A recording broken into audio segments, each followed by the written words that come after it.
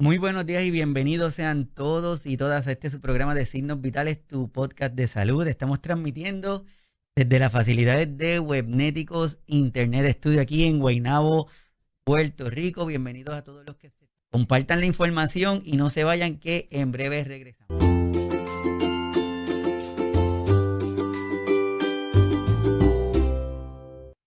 Países van envejeciendo. Por lo tanto, tenemos que establecer rutinas, tenemos que establecer estrategias, tenemos que buscar formas de mantenernos saludables, pero no saludables físicamente solo, es un conjunto, es varias esferas que necesitamos estar saludables. Y por eso hoy vamos a estar hablando de este tema de prevención activa contra el Alzheimer. Y para ello tengo una súper invitada especial de Puerto Rico, pero prestadita en Houston.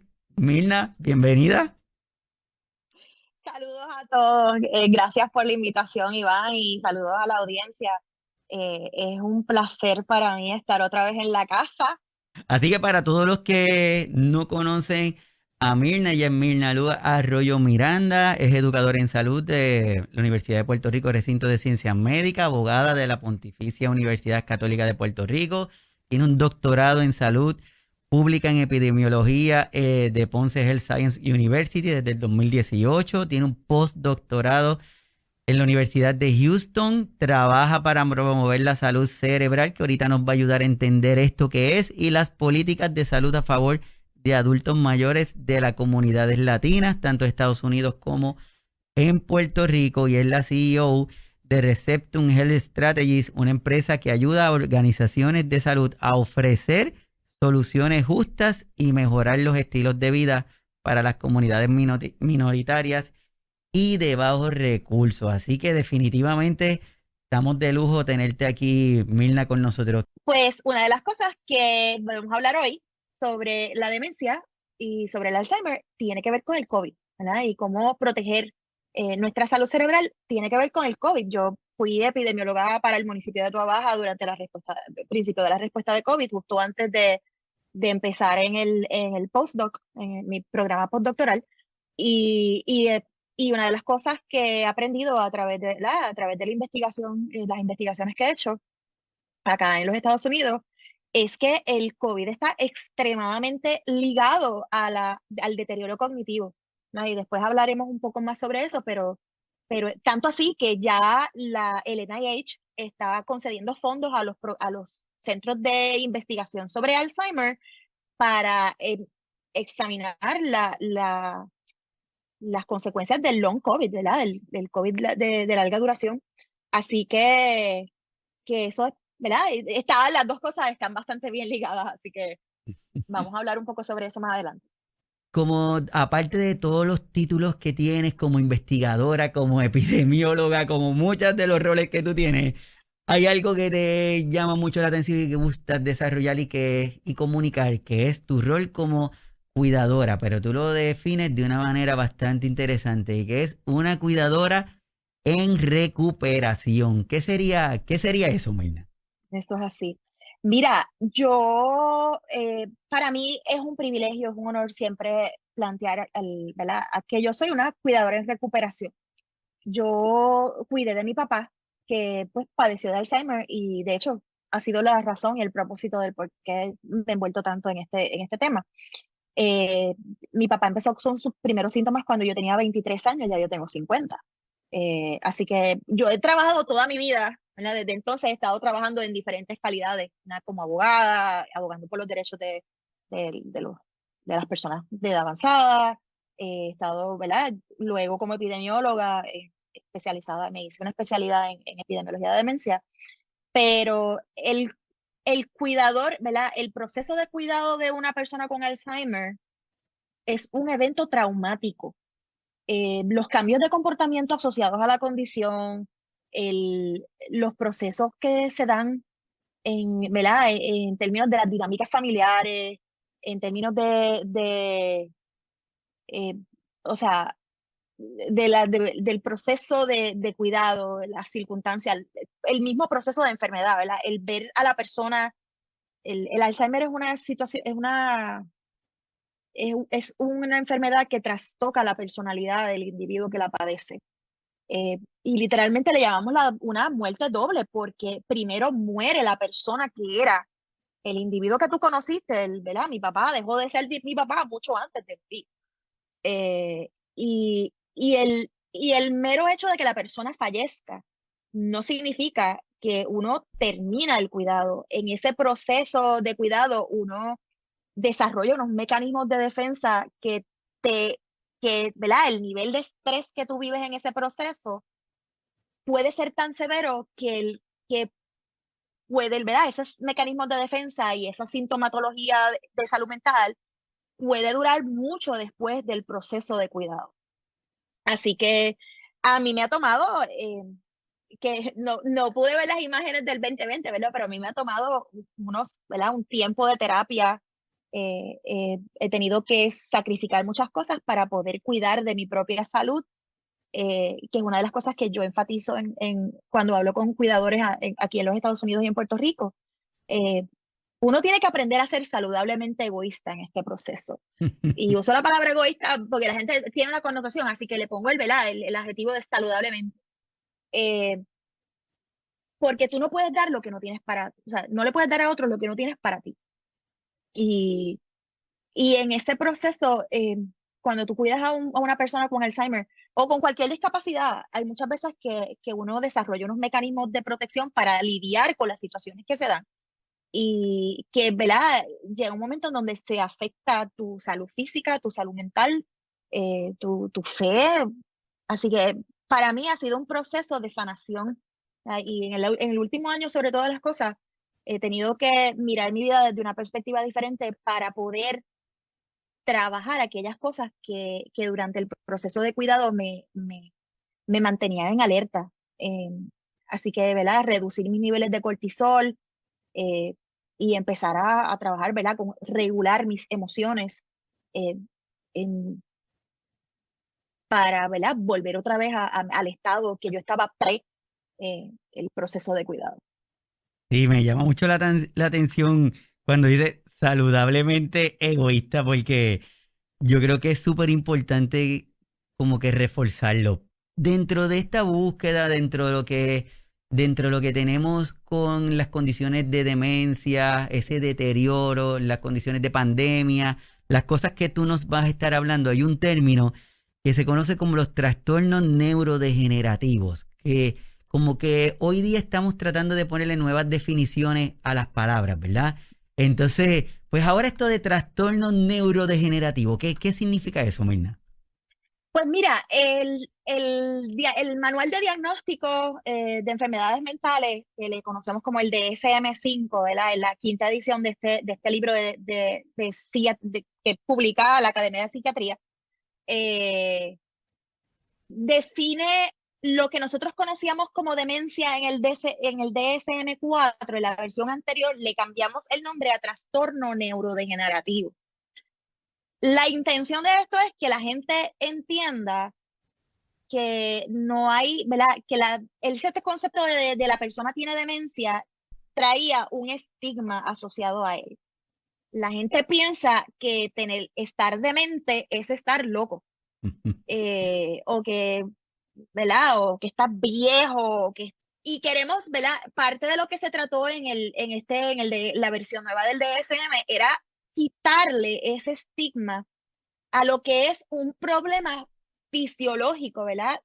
Del organismo, de lo que nosotros llamamos la computadora matriz de nuestro cuerpo, ¿verdad? El cerebro. Yo siempre hablo del cerebro como si fuera una computadora, ¿verdad? Nosotros tenemos las computadoras, ustedes saben que tienen una hardware que es pues la pantalla, el power supply, ¿verdad? El motherboard, todas esas piezas, ¿verdad? Y tiene una parte que es los programas, un software, que son los programas que nosotros usamos para procesar la información. Así que nosotros le entramos la información a la computadora, el programa la procesa, ¿verdad? La internaliza, pero es ese motherboard y esa parte eléctrica del hardware el que procesa y almacena la información. Pues nuestro cerebro funciona de la misma manera, ¿verdad? Cuando nosotros hablamos de demencia o de trastorno neurodegenerativo, que es la misma cosa, estamos hablando de una serie de enfermedades, no estamos hablando de una sola. Estamos hablando de una serie de enfermedades del organismo, de ese hardware, ¿verdad? Del cerebro, de la masa física del cerebro, donde la persona tiene pérdida de memoria, que ¿verdad? Es el síntoma primario, pero va a tener una serie dependiendo de cuál es el trastorno, va a tener una pérdida en por lo menos una o dos funciones de esa maquinaria. Así que realmente la demencia es un término sombrilla que engloba un montón de condiciones.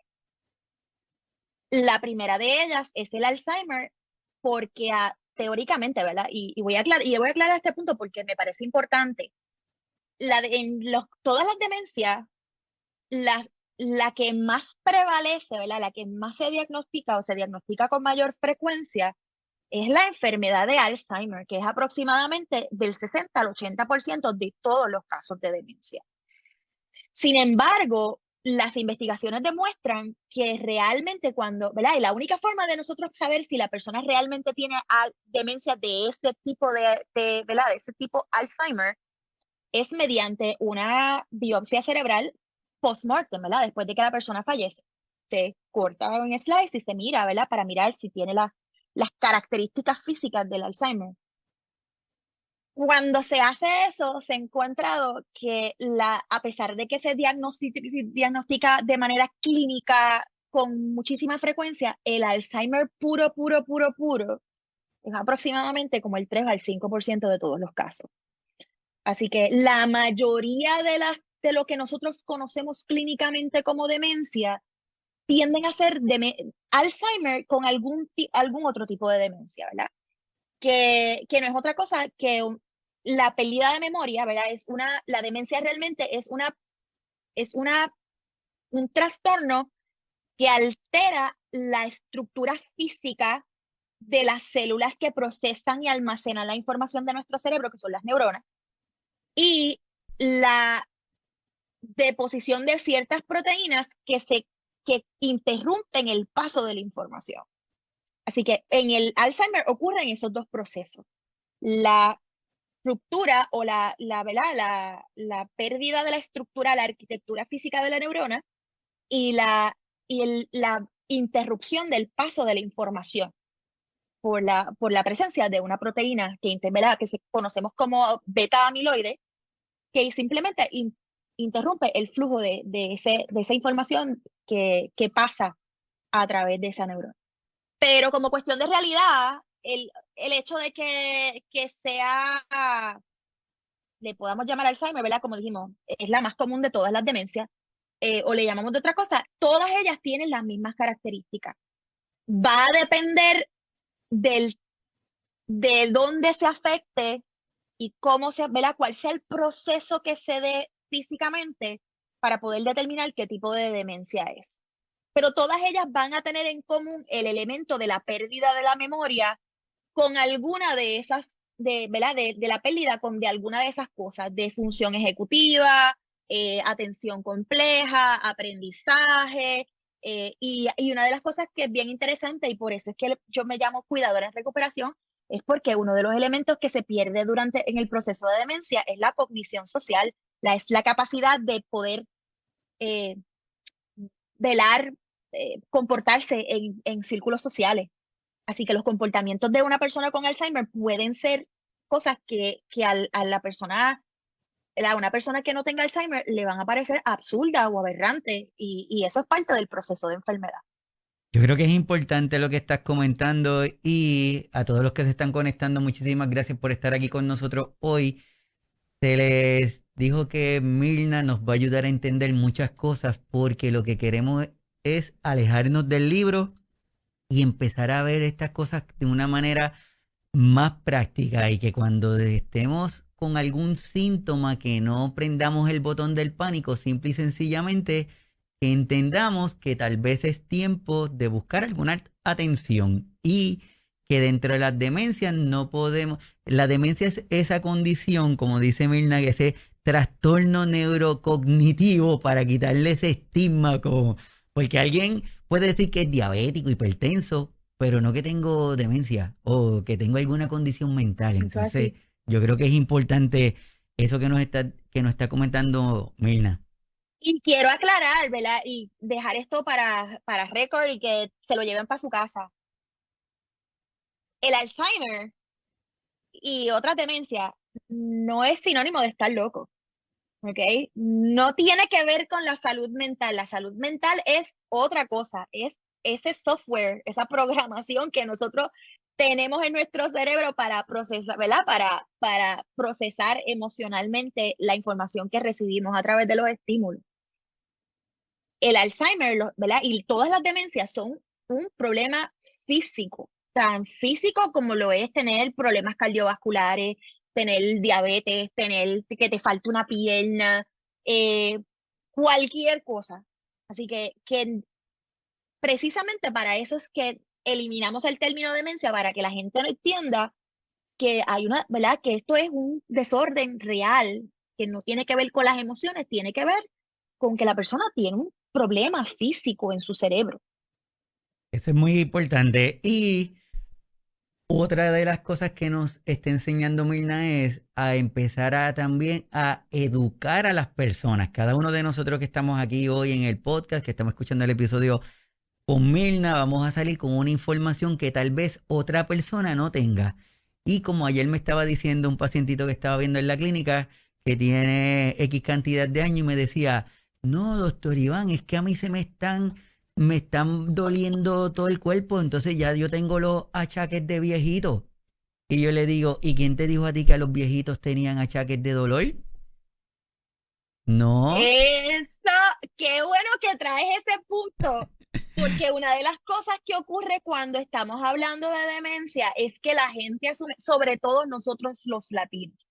No me pregunten por qué, pero esta es la realidad. Nosotros partimos de la premisa de que porque yo estoy viejo voy a perder la memoria. Gente, eso no es, eso es un mito, eso es totalmente falso. Yo tengo muchísimas amistades que tienen sobre 80 años y eso, o sea, no es verdad. Punto. Yo conozco, como te digo, yo tengo muchas amistades que son bien mayores y, o sea, están claritos de su mente. Incluso gente que son súper adultos, que son personas mayores de 90 años, de 90 años en adelante. Ujú. Y están como coco. Así que la pérdida de memoria, y eso es otro punto súper importante, la pérdida de la memoria no es típico de ser mayor. Así que si usted tiene, de hecho, una de las cosas que quería mencionarte era que lo que llamamos el subjective cognitive concern, ¿verdad? Esa preocupación por la salud cognitiva del individuo es probablemente uno de los mejores predictores de que realmente hay un problema de memoria. Así que si usted tiene una situación donde usted asume, ¿verdad? Usted parte de la premisa de que se le están olvidando las cosas, ese es un síntoma que le debe indicar a usted que debe por lo menos hablar con su médico primario para comenzar un proceso de cernimiento, ¿verdad? Cernimiento quiere decir, ¿verdad? Que le hagan una pruebita para ver si eso tiene, ¿verdad? Si hay, si a lo mejor eso es, pues la pérdida de memoria se puede dar por muchas razones. No necesariamente tiene que ser por Alzheimer, ¿verdad? Las personas que están en un estado de ansiedad crónico, personas que tienen, ¿verdad? Algún problema de tiroides, algún problema orgánico, sí pueden tener alguna pérdida de memoria, ¿verdad? Eh, en el COVID, las personas que tienen COVID saben, que le han dado COVID, saben que en ese proceso uno se desorienta increíblemente y se pone fatal. Es importante que si usted tiene un problema, usted se está olvidando las cosas, no es que se le olviden las cosas, es cómo se le olvidan. Al paciente de Alzheimer se le olvida que se le olvidó. ¿Le explico de nuevo? Al Está paciente de súper. Alzheimer se le olvida que se le olvidó. A todos nosotros se nos olvida algo durante el día. Por ejemplo, las llaves. Yo soy un desastre. Yo tengo los audífonos de la computadora. Yo soy un desastre. Los dejo donde quiera y se me olvida dónde los puse. Pero yo puedo recordar eventualmente, es que yo los usé tal día, qué sé yo qué, y vuelvo y puedo encontrarlos nuevamente. Al paciente de Alzheimer se le olvida que no encuentra los audífonos. Así que hay una serie de cosas, ¿verdad? El olvido del Alzheimer es de una manera distinta a lo que nosotros vivimos normalmente. Así que, sin embargo, repito, si usted tiene un problema usted considera de que ya la situación es suficientemente grave que le impide manejar sus actividades del diario vivir, es tiempo de que, ¿verdad? Que discuta y converse con su médico primario para comenzar un proceso de discernimiento. La demencia es un continuo, es un proceso donde la persona comienza, ¿verdad? Es un proceso gradual de progreso lento, donde la persona va desde el punto donde puede realizar las actividades del diario vivir sin ninguna ayuda hasta necesitar, ¿verdad? Que tenga un impedimento suficientemente grave como para necesitar ayuda en todas las áreas del diario vivir, ¿verdad? Para manejar sus cuentas, para lavarse los dientes, para bañarse, para vestirse. ¿Verdad? Esas son las actividades del diario vivir. Específicamente la demencia de tipo Alzheimer, hay uno que conocemos como una fase preclínica, donde la persona no tiene ningún síntoma. Y esa se ha descubierto recientemente que esa fase asintomática o preclínica puede darse hasta 30 años, 20, 30 años antes de que la persona desarrolle los síntomas. Y ese dato es bien importante porque la mayoría de las personas pensamos que el Alzheimer tiene que ver con ser adulto mayor, con ser viejo. Pues mire, ¿sabe qué? Que las cosas que podemos hacer, mire, y quiero aclararle, yo trabajo con números, así que yo hablo en términos de riesgo numérico. Y ahorita vamos a hablar de ¿verdad? Cuáles son esos factores de riesgo, pero la realidad es que los estilos de vida ¿verdad? Es lo que da en la mayoría de los casos, es lo que afecta más a la hora ¿verdad? De establecer el riesgo del desarrollo de Alzheimer. Pero como los síntomas empiezan mucho antes de que usted cumpla los 65, ¿verdad? No, los síntomas no, ¿verdad? El proceso de enfermedad comienza mucho antes de que los síntomas se expresen después de los 65 años. Es en este momento, a los 40, a los 30 y pico, a los 50, donde usted va a poder hacer suficientes cambios para disminuir ese riesgo a largo plazo. Así que este momento, al que me está observando a través de la página de Facebook, si como usted como yo, ¿verdad? Tiene 50, tiene 45, 50 y pico, este es el momento de tomar cartas sobre el asunto. Es importante lo que estás diciendo también, Mirna, porque aprovechando las cosas que nos están pasando en la clínica, porque a veces en la clínica hay estos comentarios, pues tengo como estos pacientitos que son bien jovencitos y más adelante tú nos vas a ayudar a identificar estos factores de riesgo, pues este jovencito tiene alguna de esas cosas que ya uno va viendo, pero como son jovencitos piensan que son indestructibles. Pues entonces yo les digo, mira, vamos a pensarlo de la siguiente forma. Según tu edad y según las expectativas de vida, se supone que tú sobrepases los 100 años de edad, según las expectativas de vida actual y la época y los adelantos que te están tocando vivir. Por lo tanto, depende de lo que tú hagas hoy, es que tú vas a llegar a esa edad. Dependiendo lo que tú hagas hoy es cómo te vas a sentir. No es que no vayas a llegar. Lo que vamos a determinar es cómo te vas a sentir con esa edad, pero depende de lo que tú hagas hoy. Por lo tanto, empieza a tener conciencia de ese pequeñito detalle. Qué bueno que traje ese punto, porque una de las cosas que yo enfatizo en mis presentaciones, ¿verdad? Y en mi trabajo de investigación es, no se trata de uno vivir o morir, ¿verdad? O vivir por más tiempo o morir. Es cómo vamos a vivir, cuáles son las circunstancias que van a rodear nuestra vida. Y eso es parte de las cosas ¿verdad? Con las que uno tiene que trabajar.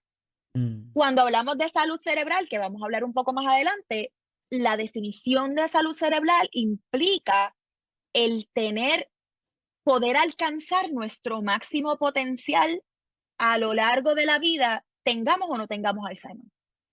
Así que eso significa que hay cosas que nosotros podemos hacer en la niñez, hay cosas que vamos a poder hacer en la adolescencia, hay unas cosas que vamos a poder hacer cuando somos adultos jóvenes, cuando somos adultos maduritos y cuando ya somos adultos mayores.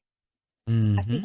que dentro de ese espectro de vida hay cosas que nosotros podemos hacer para mantener la calidad de funcionamiento de nuestro cerebro que nos permita vivir la mejor vida posible. Y de Mm. eso se trata, no es cantidad, es calidad de vida. En investigación de Alzheimer hablamos de dos términos ¿verdad? Fundamentales. Hablamos de resistencia y hablamos de resiliencia, ¿verdad? Están bien relacionados uno con el otro. Cuando hablamos de resistencia es la capacidad que tiene el cerebro ¿verdad? Para evitar el alcance de la condición. Así que, y dentro de las cosas que nosotros podemos hacer, hay cosas, es como que nosotros, ¿verdad? Podemos hacer para resistir al Alzheimer. Por ejemplo, a mí me encanta esta analogía, ¿verdad? De cuando nosotros vamos a pasar, nosotros, ¿verdad? Los puertorriqueños vivimos los huracanes todos los años. Y cuando llega la época de huracanes, pues nosotros hacemos un overall, ¿verdad? Un overview de todo lo que nosotros tenemos en nuestra alacena, si necesitamos comprar comida de lata, agua, ponemos las tormenteras, ¿verdad? Cuando llega esa época de huracanes, pues ya uno se prepara para eso, ¿verdad? Así que la resistencia es precisamente eso, ¿verdad?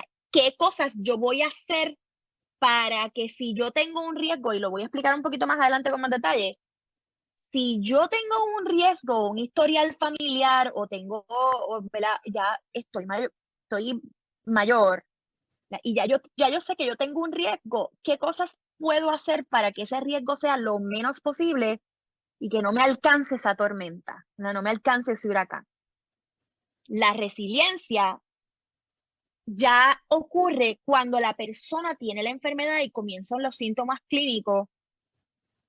Es la capacidad que tiene el cerebro para crear conexiones alternas para disminuir la velocidad de los síntomas. Así que aún si yo tengo Alzheimer, y por eso es que la definición de salud cerebral habla de que es irrespectivo, ¿verdad? Independiente de si tienes o no el trastorno, es que hay cosas que aún teniendo Alzheimer, aún teniendo el riesgo, yo puedo hacer para retrasar los síntomas de la enfermedad. Y que yo creo que es importante visitar ese continuo, entonces. Vamos desde las fases preclínicas.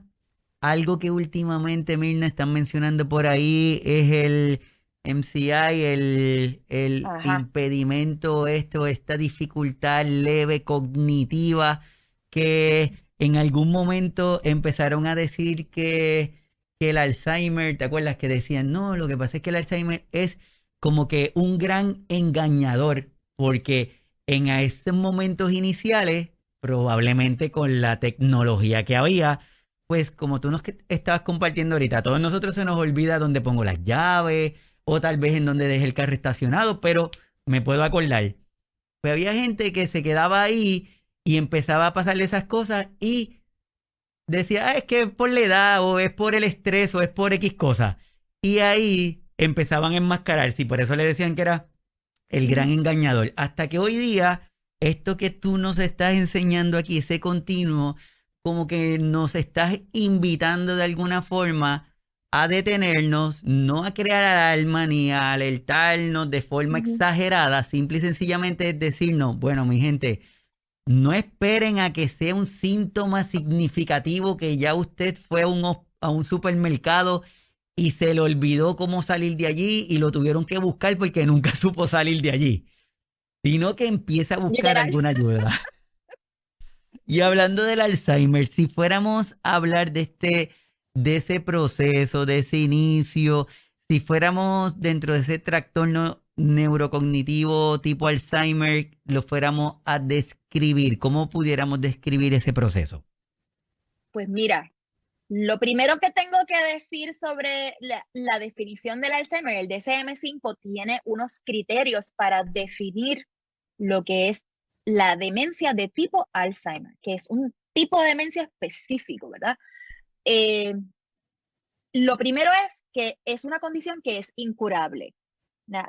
Para la cual no hay tratamiento. Gente, no piense que se va a tomar una pastilla y se le va a quitar el Alzheimer. Eso lamentablemente no funciona. De hecho, esta semana, no sé si vieron las noticias, que el primer medicamento que salió al mercado para teóricamente, ¿verdad? Eliminar o prevenir el Alzheimer, ¿verdad? ¿verdad? Curar el Alzheimer, lo tuvieron que descontinuar del mercado. Porque y su aprobación en el mercado fue sumamente controversial a nivel de que los panelistas del consejo asesor, muchos de ellos renunciaron al panel. Estos procedimientos, yo tuve la oportunidad de trabajar en el FDA haciendo mi internado en epidemiología y son procedimientos muy serios, parecen procesos judiciales. O sea, las personas que participan en esto son gente de muy buena reputación y son gente ¿verdad? De alto calibre profesional y habían recomendado no aprobar el producto. El FDA, como quiera, aprobó el producto y al final de la postre terminó siendo descontinuado. Así que no hay ¿verdad? No hay tratamiento. O sea, hay tratamiento para los síntomas, pero para curar la enfermedad no existe. El Alzheimer es una enfermedad que le llamamos insidiosa, ¿verdad? Es una enfermedad que tú no te... Por eso, y me alegro que hayas traído ese punto del gran engañador, porque es una condición que va bien suavecito. Cuando hablamos del comienzo insidioso, es que tú apenas lo percibes y te das cuenta. Y va progresando lentamente a través de la vida, a medida en que tú vas como que entrando en edad y avanzando el tiempo y avanzando la condición, es que tú empiezas a ver los síntomas y empiezas a afectarte en las tareas del diario vivir y te das cuenta que no puedes bregar con tus cheques, que no entiendes cómo llevar la chequera, se te retrasan las cuentas, perdiste la fecha no sabes qué año está, ¿verdad? Y empieza a darse esa progresión lenta y gradual de los síntomas. Tiene que haber una pérdida de memoria y por lo menos uno o dos, como mínimo uno o más dominios de la cognición en adición a la pérdida de la memoria.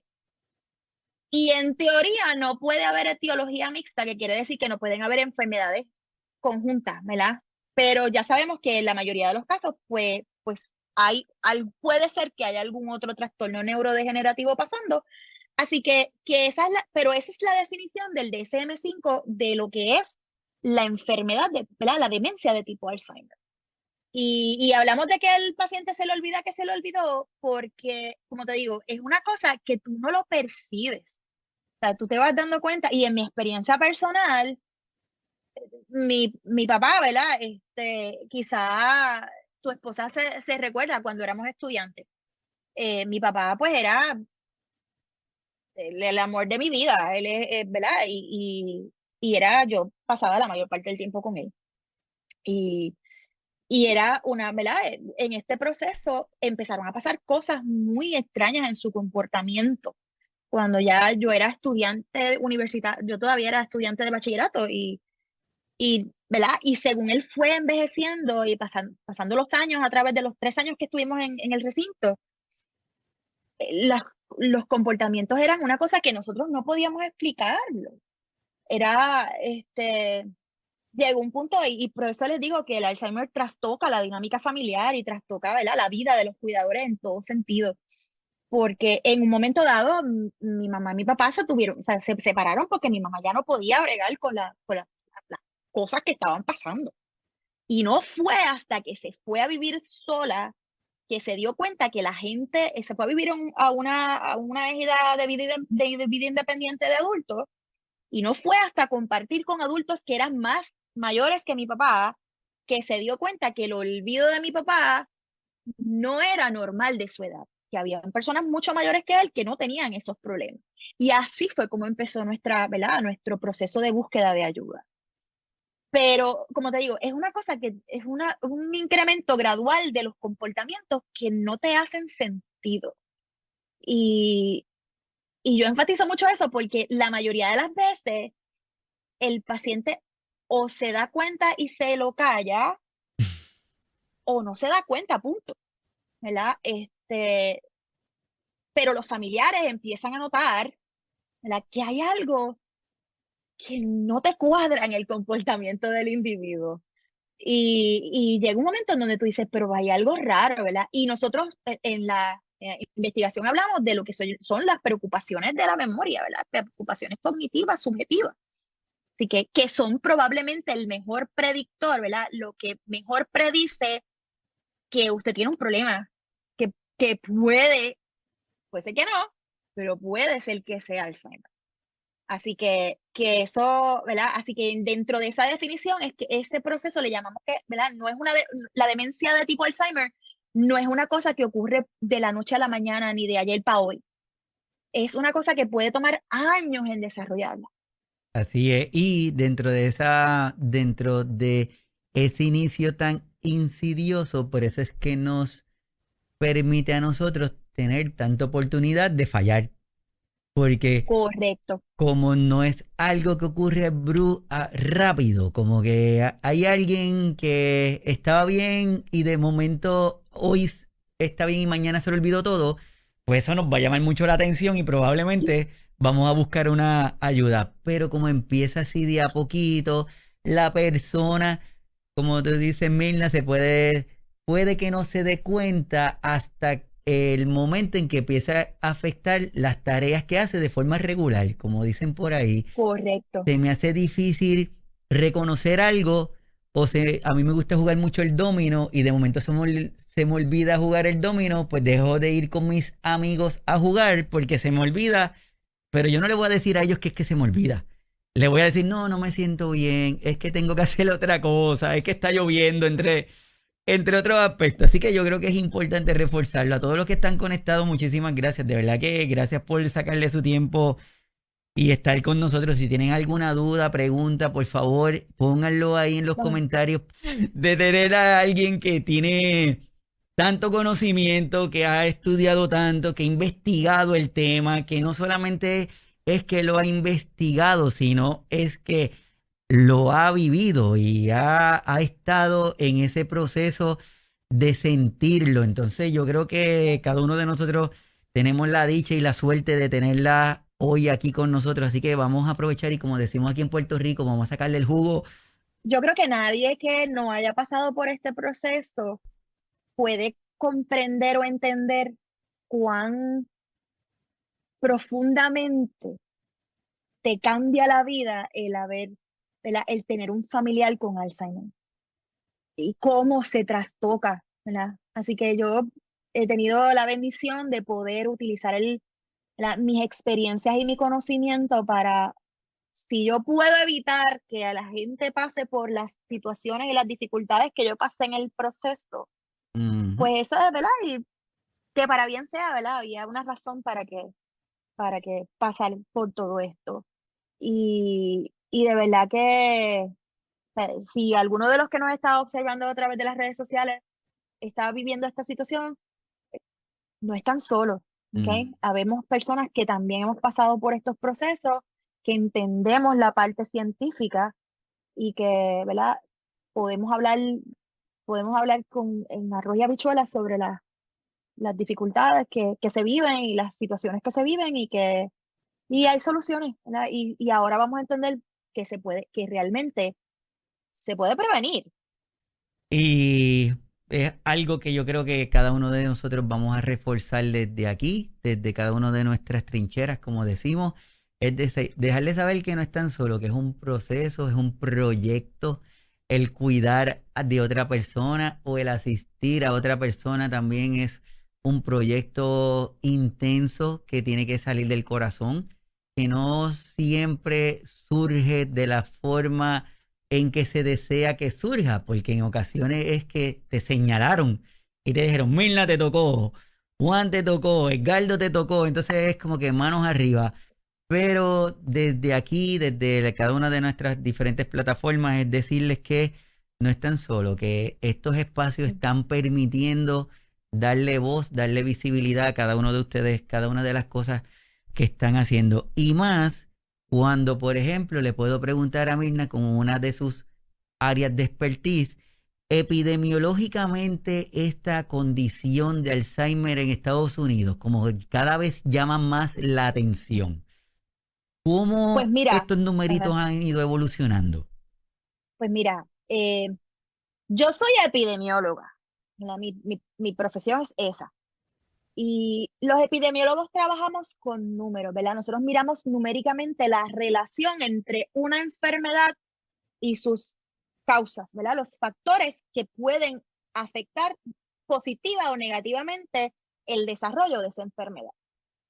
Así que dentro de ese proceso, ¿verdad? Nosotros miramos las estadísticas de lo que está pasando. Y en yo voy a hablar, usamos las estadísticas de Estados Unidos porque es nuestro referente, ¿verdad? Para, independientemente de nuestras creencias políticas, pues eso es nuestro referente, vamos. Así que en Estados Unidos, aproximadamente 1 de cada 9 personas mayores de 65 años tiene Alzheimer.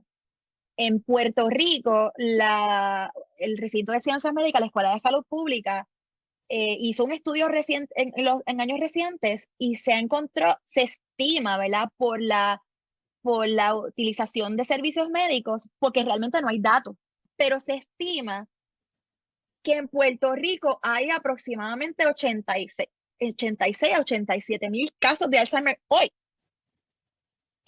Yo me atrevo a tirar esos números más para arriba, Ujú. porque si estadísticamente planteamos que 1 de cada 9 personas mayores de 65 años tiene Alzheimer, está diagnosticado con Alzheimer, Puerto Rico tiene el 20% de la población de Puerto Rico tiene 65 años o más. Así que asuma, a propósito de argumentación, que de los 3.2 millones de personas que hay en Puerto Rico, el 20% de ellas, de esos 3 millones, tiene, ¿verdad? Tiene mayor de 65 y el primer factor de riesgo para el desarrollo de Alzheimer es la edad. Así que, y 1 de cada 9 personas tiene, ¿verdad? Tiene Alzheimer. Así que asuma usted que de ese 20%, 1 de cada 9 tiene, o 1 de cada 10 tiene Alzheimer. Así Ujú. que realmente los números, o sea, son alarmantes. De hecho, en Puerto Rico, el Alzheimer es la cuarta causa de muerte, seguido, o sea, solamente precedido por el cáncer, que es el número 1, y los otros dos, ¿verdad? Las otras dos causas de muerte que le preceden son directamente asociadas al Alzheimer, que son la diabetes y las condiciones cardiovasculares. Así es, así que es importante prestarle atención a esto del Alzheimer, pero yo entiendo que sí se está logrando traer, llamar la atención. Hay muchísimo Ujú. camino todavía por recorrer y como dice Mirna, ese numerito es un numerito estimado, pero sabemos que definitivamente es más el número a final de cuentas. Y cuando miramos también ese costo de esta enfermedad, el costo a estado, ¿cuáles serían esos numeritos? Se estima que el cuidado de una persona sin Alzheimer debe ser aproximadamente $48,000, 48 o $50,000 al año. Y ese costo aumenta casi se triplica cuando nosotros, ¿verdad? De tener una persona con nursing home, todas esas cosas, el costo se triplica cuando la persona tiene Alzheimer. Y no solamente eso, no solamente el cuidado, es que el número de personas que tienen que dejar de trabajar para poder cuidar a un ser querido con Alzheimer es increíble. Así que el costo o sea, es un costo billonario. O sea, no solamente es lo que paga Medicaid y pagan los planes médicos, es que el costo de vida, ¿verdad? Lo que significa para una persona cuidar de un paciente con Alzheimer es costosísimo en términos económicos, ¿verdad? Te cuesta porque tienes que dejar de trabajar o tienes que hacer gastos en cuidadores formales. Hay una serie de gastos que están relacionados a eso. Así que nada, los que están conectados, muchísimas gracias. Estamos aquí conversando con Mirna Arroyo Miranda sobre este tema de la identificación de estos factores de riesgos que son importantes para cada uno de nosotros. Sí, yo creo que lo que tú decías ahorita, la resistencia, una resistencia a un diagnóstico, a final de Sí. cuentas, en lugar de darnos un beneficio, es un atraso, porque lo que se pierde en la condición, te pregunto, Mirna, que tú eres la experta en el tema, una persona que tiene la condición de demencia va presentando una progresión. Esa progresión en algún momento se puede retornar, puede corregirse o simple y sencillamente lo que tratamos es de evitar la velocidad de esa progresión. Pues excelente pregunta. Si volvemos otra vez al slide del continuo de la demencia, Vamos para allá. hay un punto de ese proceso que le conocemos como impedimento cognitivo leve, o MCI, Mild Cognitive Impairment, es el término. Lo van a ver cualquiera de los dos en las redes sociales o en la literatura que lean. Y es importante señalar que el impedimento cognitivo leve es parte de ese espectro, ¿verdad? De que ya la persona tiene algún grado de pérdida de memoria y de funcionamiento, pero todavía puede realizar las actividades del diario vivir. Sin embargo, ese proceso no necesariamente tiene que terminar en una demencia full blown. Hay personas que sí pueden revertir, ¿verdad? O mejor dicho, voy a aclarar. Strike that. Se pueden, no es que reviertan, es que se van a quedar en ese punto. Porque la realidad es que no hay nada que podamos hacer para revertir la pérdida de memoria. O sea, no, absolutamente. O sea, si es por demencia, ¿verdad? Por ese trastorno de las neuronas, ¿verdad? Del neurodegenerativo, realmente no hay nada que podamos hacer para revertir el proceso, ¿no? Los medicamentos como el aducanumab o el lecanemab, teóricamente estaban diseñados para eso. Pero sí podemos retrasar, o sea, evitar que siga progresando o retrasar ese proceso si tomamos en cuenta las medidas de salud cerebral de las que vamos a hablar más adelante. Sí, hay forma, ¿verdad? No es que se revierta, sino que hay personas que se quedan ahí, punto, en ese proceso de impedimento cognitivo leve y no siguen para adelante. Así que, y eso es posible. Súper, perfecto. Por lo tanto, hay que tener cuidado al momento en que alguien se acerca donde alguno de ustedes a darle alguna cura milagrosa o algún remedio maravilloso, pues hay que tener cuidado. Y si nos educamos, si nos informamos de forma precisa y adecuada, probablemente evitamos este tipo de situación que a la larga pues tenemos que cada uno de nosotros cuidarnos. Entonces, una vez que tenemos estos aspectos que tú nos estás diciendo, que es un continuo, que es importante la identificación, establecer algunos ritmos y todo lo que tú nos estás comentando, pues tal vez alguien se puede llegar a preguntar, pues entonces, Mirna, de mi vida, ¿cuáles serían estos factores de riesgo para yo poder identificarlos y manejarlos? Porque yo quiero retrasar esa condición, incluso yo no la quiero tener en mi vida, pero ¿qué podemos hacer? Mira, excelente pregunta. La gente se cree que porque mi papá o mi mamá o mi abuelo o mi abuela tuvieron demencia, yo la voy a tener. Y eso es otro mito. No necesariamente tiene que ocurrir.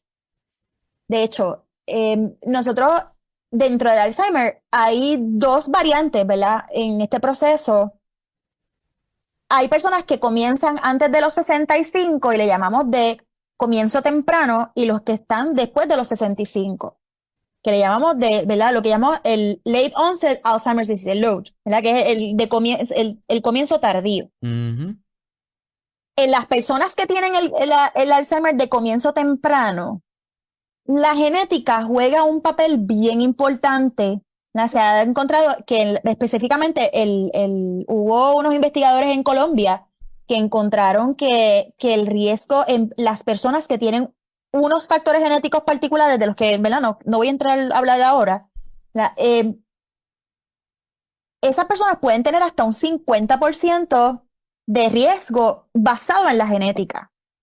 Sin embargo, la mayoría de las personas que desarrollan el Alzheimer lo desarrollan posterior a los 65 años o de comienzo tardío. En este grupo de personas que desarrollan la enfermedad luego de los 65 años, la genética juega un papel bien mínimo, es aproximadamente el 1% de todos los casos. Así que el otro 99% del riesgo, ¿verdad? Yo le dije que yo hablo de forma numérica porque los epidemiólogos miramos los riesgos a nivel de número. Así que la edad es el factor principal para el desarrollo del Alzheimer. A medida en que vamos avanzando en edad, el riesgo va aumentando, ¿verdad? Sin embargo, la genética juega aproximadamente un 1%. El otro 99% tiene que ver con cosas, ¿verdad? Del riesgo del desarrollo de la enfermedad, tiene que ver con cosas relacionadas al estilo de vida de la persona. Espérate un Así momentito, Mirna, te voy a detener un minutito rápido, Ajá. un minutito bien rapidito. Dale. Es que antes de irnos al aire, lanzamos una pregunta a todos en el chat. Contesten. Que contesten. Entonces, la pregunta que lanzamos pre-episodio iba dirigida específicamente a la parte genética y decía que si todos los casos, ¿verdad? Todos los casos, la genética constituía más de un 5% y las alternativas eran cierto, falso y no sé. Si en la postprueba, ¿qué deberían de contestar? Ya le dimos Falso, la no clave. importa cómo lo pongas, falso. Falso, la genética contribuye muy poco. ¿Verdad? Como te digo, hay unos casos específicos, pero son bien específicos, Muy bien. que la genética, ¿verdad? Tiene un peso mayor en ese proceso. Pero no significa que porque yo tenga la genética, necesariamente yo tenga que desarrollar la condición, aún dentro de ese grupo que tiene un riesgo mayor. Independientemente que yo tenga un riesgo, porque yo, ¿verdad? Yo empiezo en mi familia hubo alguien, mi mamá, mi papá, que empezó antes de los 65. Ese otro 50% de riesgo depende del estilo de vida del individuo.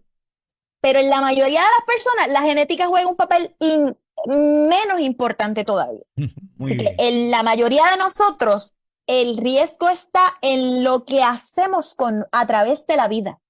Así que nosotros desde la niñez, ¿verdad? Los estudios demuestran que aún en la niñez hay cosas que nosotros como individuos podemos hacer para resistir la enfermedad, ¿verdad? Para evitar el onset, ¿verdad? El comienzo de la enfermedad o retrasar la velocidad de su progresión. Así que, y ahí es donde yo me quiero enfocar, porque como cuestión de realidad, quiere decir que si está relacionado a estilos de vida, son cosas que yo como persona puedo controlar.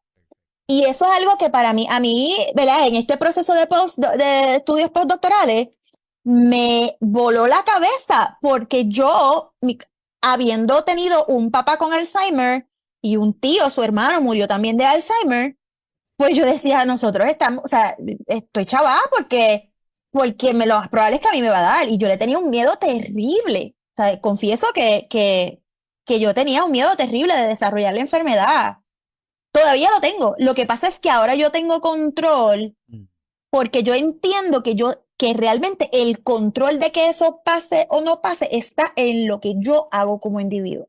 Y este es el momento de hacerlo cuando somos jóvenes, cuando tenemos 30, 40 años, que todavía no tenemos síntomas. Es el momento ideal para comenzar a trabajar ese proceso. Perfecto. Hoy vamos a enfatizar en esos factores que nosotros podemos tomar acción contra ellos, que podemos, sí, ¿verdad? Que podemos ahí. Así que, Mirna, yo creo que está todo el mundo con las orejas bien grandes y con los lápices ready para que tú nos digas qué podemos hacer. Oye, y qué bueno que estoy mirando los comentarios de Facebook y uno de los comentarios habla sobre la situación de la diabetes en Puerto Rico. Y traigo eso a colación porque la correlación que existe entre la diabetes y el Alzheimer es increíble. Y Puerto Rico tiene un grave problema, ¿verdad? Tanto de diabetes como de condiciones cardiovasculares que son factores de riesgo para el desarrollo del Alzheimer. Pero la diabetes en particular es una enfermedad que la la conexión es tan severa que hay personas que le llaman el Alzheimer diabetes tipo 3. Ujú. Y eso, o sea, nosotros sabemos de plano que el Alzheimer, el tener diabetes duplica el riesgo de tener Alzheimer. Una persona con una hemoglobina glucosilada, lo que llamamos HbA, la hemoglobina A1C, es la que nos dice cómo está nuestros niveles de azúcar ¿verdad? En ese periodo de aproximadamente 3 meses. Tener un A1C de 7% en adelante, ya desde ese punto nosotros empezamos a ver lo que se llama la deposición de esa proteína. ¿Se acuerdan de las que él hablaba de la proteína que interrumpía el paso de la información? Que esa proteína beta-amiloide. Pues esa proteína se empieza a ver desde que la persona tiene un A1C mayor de 7. Así que imagínense a ver cuán conectado está la diabetes con el Alzheimer. Y gente, la diabetes es un factor, ¿verdad? Es una enfermedad física sobre la cual nosotros sí tenemos cierto grado de control en el manejo de la condición. Así que otro de los factores de riesgo, ponlos por ahí, y la hipertensión, ¿verdad? La presión sanguínea elevada entre los 40, sobre todo en la edad media, la edad que yo tengo, el tener la presión alta es otro de los factores para el desarrollo del Alzheimer. La gente no sabe esto, ¿verdad? Y sobre todo nosotros que nos encanta estar metidos en Facebook haciendo doom scrolling, ¿verdad? Pasando para arriba y para abajo. Las personas que tienen insomnio también tienen un riesgo, casi el doble del riesgo de desarrollar la enfermedad a largo plazo. Y mi área de trabajo, ¿verdad? Área de investigación a nivel postdoctoral, que fue la parte del aislamiento social. Y eso es bien preocupante porque nosotros vivimos en una epidemia de soledad, ¿verdad? Y el aislamiento social en mis propios estudios con miles de pacientes, hemos encontrado en 2 diferentes estudios que pudimos realizar que las personas, sobre todo los latinos, somos más propensos a que perdamos la memoria, ¿verdad? El deterioro cognitivo por estar aislados físicamente de personas a las que nosotros queremos. Así que la calidad de nuestras relaciones y la cantidad de las relaciones tiene un efecto sobre el funcionamiento de nuestro cerebro. Antes de seguir, quiero hacer una pequeña pausa para explicar lo que significa la palabra cognitivo, porque la van a escuchar, no de mí, la voy a repetir muchas veces, y la van a escuchar en todas las cosas que tengan que ver con Alzheimer, van a escuchar esa palabra que se llama, ¿verdad? Que es cognitivo o cognitiva. Cuando hablamos de la cognición, estamos hablando de la capacidad del cerebro para procesar la información que recibimos a través de nuestros sentidos, a través de la vista, el tacto, el gusto, el olfato, a través de la audición, y el cerebro procesa esa información y la almacena. Así que la cognición es la capacidad del cerebro, ¿verdad? La función de procesamiento y almacenamiento de la información que recibe el cerebro. Así que cuando oigan esa palabra cognitivo, ¿se acuerdan del hardware, ¿verdad? De la computadora. Pues es eso. O sea, esa capacidad de procesar y de mantener la memoria. Así que asocien esa palabra de cognición con memoria. Los que están conectados, muchísimas gracias. Estamos hablando con Mirna Arroyo Miranda, epidemióloga, abogada, investigadora, amiga, cuidadora, excuidadora. Así que todos los que están conectados, de verdad, muchísimas gracias. Yo sé que cada vez que le hacemos la invitación a Mirna, sabemos que va a provocar esto que está provocando, porque no solamente es que tenga el conocimiento, sino la forma en que se transmite la información es vital para que cada uno de nosotros que estamos al otro lado podamos ir entendiendo esto de la importancia de estos factores de riesgo. Y dentro de esos factores de riesgo, Mirna, me gustaría, aunque sea por un momentito antes de ir al próximo punto, es que nos ayudes a entender la importancia de mantener esas rutinas saludables. Esa importancia de que no solamente es necesaria si usted ya la diagnosticaron con alguna condición crónica como hipertensión o como diabetes o con cualquier otra de las condiciones crónicas de salud, no es solamente enfocarse en esa área para mantenerlo lo más controlado posible, sino la importancia de las modificaciones de estilo de vida para que cada una de ellas de a poquito interactúen y tengamos ese resultado. Qué buena introducción para lo que nos queda del podcast. Como les dije, no se trata de vivir o morir. Se trata de vivir con calidad. La realidad es que hay muchas cosas que nosotros podemos hacer para vivir en calidad de vida. Y lo traigo desde la perspectiva, porque a veces volvemos a lo mismo. Pensamos, y la mayoría de las veces, de hecho, cuando estaba haciendo research en el laboratorio en el que trabajaba antes, trabajamos con adultos jóvenes, y uno de los grandes problemas que nosotros encontramos con los adultos jóvenes es que no se identifican con el problema del Alzheimer, porque dicen que eso es cosa de viejo. Mire, los estudios, de hecho, hay un estudio grandísimo en los Estados Unidos que se hizo con poblaciones específicamente puertorriqueñas y dominicanas, ¿verdad? Comunidades latinas, esencialmente puertorriqueñas y dominicanas, afroamericanas y blancos, y se comparó, se compararon las poblaciones, ¿verdad? Los grupos étnicos. Y una de las cosas que se encontró es que la nutrición y el estado socioeconómico y la educación en la niñez, en los primeros años de escolaridad, tiene un efecto directo sobre cómo funciona su cerebro cuando usted sea viejo. Así que, y uso la palabra viejo con mucho respeto, vamos, o sea, término correcto.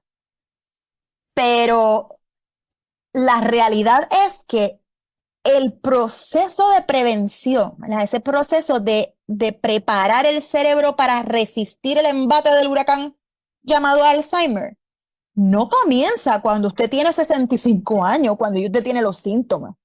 Empieza desde que usted nace hasta el último día de su vida, ¿verdad? Y lo mejor de todo es que son pequeños cambios que podemos hacer en nuestro estilo de vida.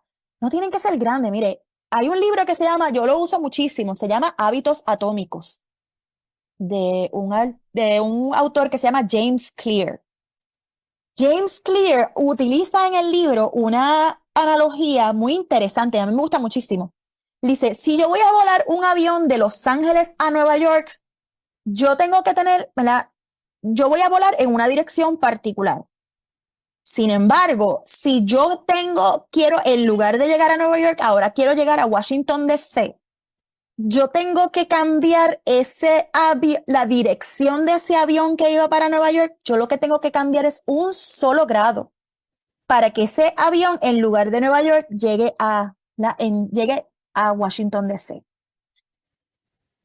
Así que un grado de diferencia hace una diferencia a largo plazo en un montón de kilómetros. Igual ocurre con nuestros estilos de vida. Un cambio pequeño, yo hablo, los que me tienen en las redes sociales saben que yo hablo del 1%. Yo todo el tiempo yo hago el 1%. Y el 1%, hablo del 1% porque es ese 1%, ese pequeño cambio que yo hago hoy, va a tener un impacto a largo plazo tan grande que basta con eso para yo poder cambiar ¿verdad? Disminuir la probabilidad de yo desarrollar Alzheimer. Así que el control está en nosotros. Así que realmente hay posibilidades. Teóricamente uno no debe utilizar la palabra prevención, pero como cuestión de realidad, o sea, nosotros tenemos la capacidad, como les dije ahorita, igual que con el huracán, que nosotros ponemos las tormenteras, igual sacamos las ventanas y compramos el agua y echamos gasolina. Pues mire, cuando usted hace esos pequeños cambios del 1% a través de su vida, usted lo que está haciendo lo mismo, poniéndole tablas y poniéndole tormenteras para que si usted tiene un riesgo porque su mamá o su papá tuvo Alzheimer, pues y usted quiere evitarlo, pues mire, usted va a poder evitar que ocurra, ¿verdad? Que comience la condición. Y aún si ya la tiene, usted puede retrasar considerablemente la velocidad con la que progresan esos síntomas de la enfermedad. Con 1%, con ese pequeño cambio repetidamente todos los días de su vida. Así que vamos a apostar para el 1%. Vamos, esa va a ser la meta. Es como en el episodio anterior estábamos hablando con la psicóloga sobre tomar una pausa, la importancia de esas pausas, en donde ella nos estaba invitando, que es la psicóloga Lourdes, nos estaba invitando a que le quitemos la definición, bueno, que le quitemos la parte de pensar que hacer una pausa es difícil, que le quitáramos eso, que simple y sencillamente usted detenerse un momentito, respirar, mirar para el cielo, algo sencillo. Pues aquí yo creo que también con Mirna vamos a quitarle esa idea o a quitarnos esa idea de que tenemos que hacer muchos cambios.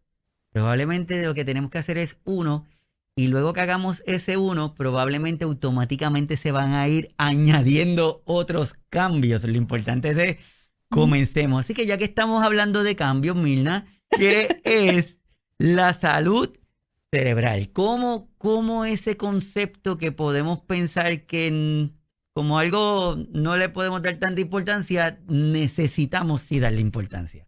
¿Por qué es importante mantener nuestra salud cerebral?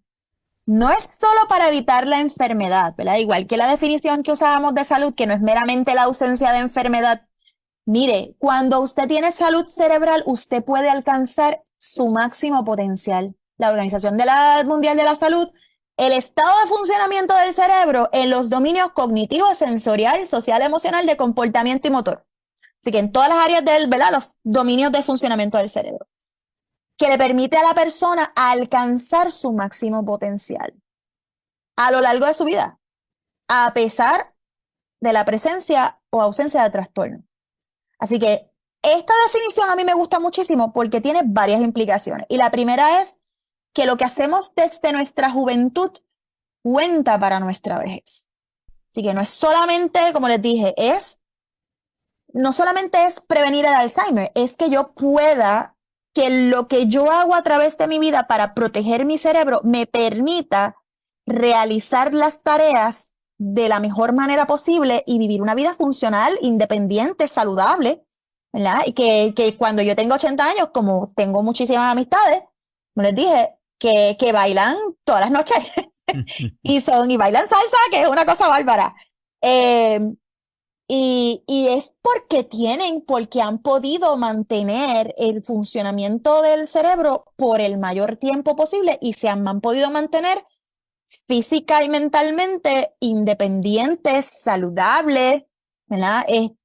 Y funcionales a lo largo de su vida, porque a través de su vida mantuvieron buenos hábitos, ¿verdad? Buenos estilos de vida que ayudan que ese proceso, ¿verdad? Uno disfruta la vida. Y no, como les dije, no se trata de vivir o morir, es disfrutar la vida. La vida, y sobre todo en esta edad, a mí me llegaron los 50 y yo estoy feliz. O sea, para mí ha sido, yo creo, en este momento de mi vida, uno ya cuando uno comienza a envejecer y acepta ¿verdad? El proceso de envejecimiento como parte natural del proceso de vivir, esta etapa de los 50 para arriba es bien bonita. O sea, porque hay un montón de cosas que ya uno no se preocupa tanto y ya las cosas que a lo mejor en un momento dado te pesaban ya no te pesan tanto, y las mujeres empezamos por el proceso de la menopausia y ya pues no nos tenemos que preocupar por la cuestión reproductiva y tú sabes, y ya uno no está para esas cosas, tú sabes, y tú estás para pasarla bien, y pues lo que queremos es pasarla bien lo mejor posible por el mayor tiempo posible, porque la vida es chévere. Y pues uno tiene que cuidarse, para que la vida sea chévere, uno tiene que cuidarse. Yo creo que hemos recibido muy bien tu mensaje. Tu mensaje está muy bien. Así que es importante, es que es así, Mirna. Es lo que se ha tratado de ir enfatizando en la importancia del autocuidado de cada una de las personas que cuidan de otra persona, porque si usted no se siente bien, no va a cuidar de la mejor forma, o quizás la calidad de ese cuidado no va a ser el que usted estaba deseando, porque simple y sencillamente no tenemos esa parte del autocuidado. Pero me gusta mucho esta imagen que tú nos compartes, que me gustaría que nos la resumieras. Pues mira, lo hemos repetido 30.000 veces. La buena salud cerebral nos ayuda a resistir esa tormenta que se llama el Alzheimer. No solamente nos ayuda a resistirla, sino que nos ayuda a tener buena calidad de vida en todos los sentidos. ¿Qué cosas yo puedo hacer dentro de ese 1% que hablamos hace un ratito para mejorar mi salud cerebral? Pues mire, mantener una nutrición adecuada, que no significa que usted tenga necesariamente que comer comida orgánica, porque la mayoría de nosotros no tenemos presupuesto para comer comida, ¿sabes? Pero mire, créame, yo cuando empiezo a trabajar con mi página ¿verdad? Mi proyecto de educación digital sobre salud cerebral, vamos a hablar de eso, de cómo mantener la nutrición adecuada dentro del presupuesto que nosotros tenemos. Cuidarse, el cuidado médico, ir al médico regularmente y sobre todo si usted tiene alguna preocupación sobre su salud cerebral, compártala con su médico. Váyase, hágase un chequeo, manténgase la presión, ¿verdad?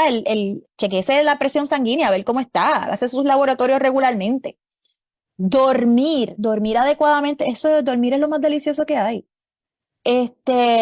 Así que y un sueño reparador es un proceso donde se eliminan todas esas toxinas que se acumulan en el cerebro. Igual voy a seguir hablando de esto del sueño posteriormente, pero el sueño reparador tiene un efecto de eliminar las toxinas que se van acumulando a través del tiempo. La salud mental, que no es salud cognitiva, es salud mental. Cuando hablamos de salud mental estamos hablando de la programación, del software, ¿verdad? El manejo del estrés, manejo de la depresión. La depresión sí puede, ¿verdad? Hay personas que pueden tener algún tipo de pérdida de memoria significativo por la depresión. El practicar mindfulness, ¿verdad? Comulgar con la naturaleza. Otra cosa que es bien importante, como les dije, para mí esa es mi área de research, es la conexión social. Mire, cuando usted se conecta con sus amistades o va a la iglesia o se comparte con su familia, esas neuronas suyas, ese cerebro suyo va a empezar a disparar información y sobre todo cuando las relaciones son significativas, esas neuronas suyas van a trabajar, pero mire, a 1000. Y por último, el ejercicio físico.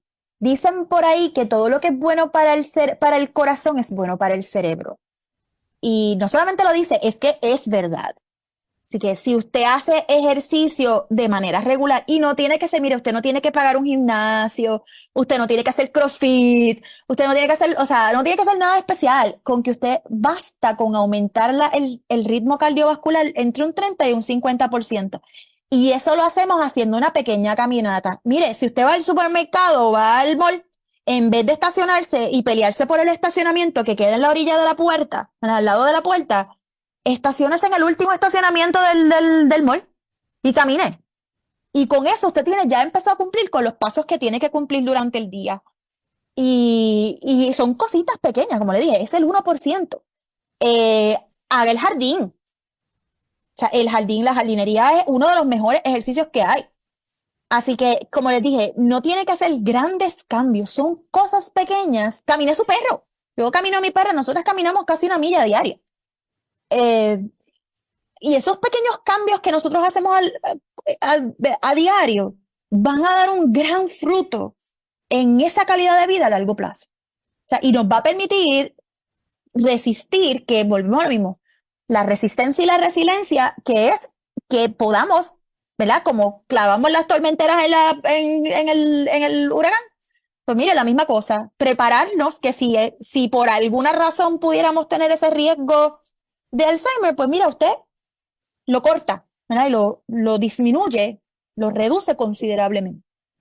Este tema, como decimos siempre, la intención es crear esta curiosidad, saber que ante los diagnósticos o ante alguna situación siempre la parte de una educación, de una orientación de forma adecuada, siempre nos va a permitir poder tomar decisiones de una forma más correcta. No solamente es crear un un caos porque me dijeron que tenía X condición y ya nos imaginamos la parte final de la condición cuando no la hemos cuando le estamos comenzando. A mí me fascina hablar sobre todo de las buenas noticias del Alzheimer. La gente piensa que el Alzheimer es una condición, y no voy a negarlo, es una condición terrible.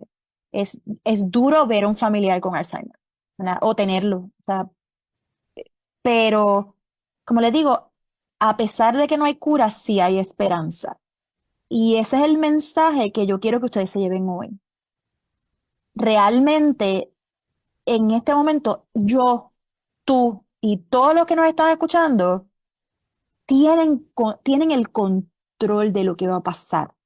Así que realmente si usted se enfoca todos los días en ese 1%, mire, las probabilidades de que usted pueda resistir, ¿verdad? O pueda retrasar la velocidad de los síntomas por el mayor tiempo posible son muchísimas. Así que yo te agradezco que me hayas permitido en el día de hoy compartir esta información porque yo quiero empezar a desmitificar la enfermedad y ver que realmente hay esperanza. Sí, es importante porque en la medida que logremos crear esta parte informativa, probablemente personas que no buscan la atención médica a tiempo por el temor al diagnóstico, probablemente los vamos a acercar a una consulta para que logren recibir esa ayuda a tiempo. Así que yo creo que es vital lo que tú estás haciendo. En fin, todos, muchísimas gracias por estar con nosotros. Síganse conectando a las diferentes plataformas, las de Mirna que le dejó, como quieran, los episodios van a estar, la información de Mirna. Esto se queda aquí grabado en la página de Facebook de nosotros, de Signos Vitales, que lo pueden revisitar las veces que quieran para que tengan información. Luego se edita y se va a subir al canal de YouTube, que los invito para que se suscriban al canal, para que más personas tengan acceso, tanto el de Mirna como el de Signos Vitales, para que el algoritmo nos logre identificar y lo podamos compartir con más personas para que tengan este beneficio de una información lo más certeza posible. Recuerden que no intentamos sustituir ninguna recomendación de su doctor o de su doctora. Simple y sencillamente le estamos dando información que entendemos que es de valor para cada uno de nosotros, pero antes de hacer cualquier ajuste, cambio, consúltelo con su doctor o su doctora, que es quien conoce su salud de forma integral. Así que no nos queda nada más que decir, solamente agradecerle a Mirna que haya sacado de su tiempo, que se haya levantado temprano, que haya decidido estar aquí con nosotros, que vamos a tenerla, que vamos a seguir colaborando en las diferentes plataformas que ella tenga. No, sin duda alguna, a cada uno de ustedes, gracias por la confianza y por haber estado aquí con nosotros, y nos estamos viendo el próximo sábado con otro episodio de Signos Vitales, tu podcast de salud. Así que muchísimas gracias y hasta el sábado. Bye. Bye.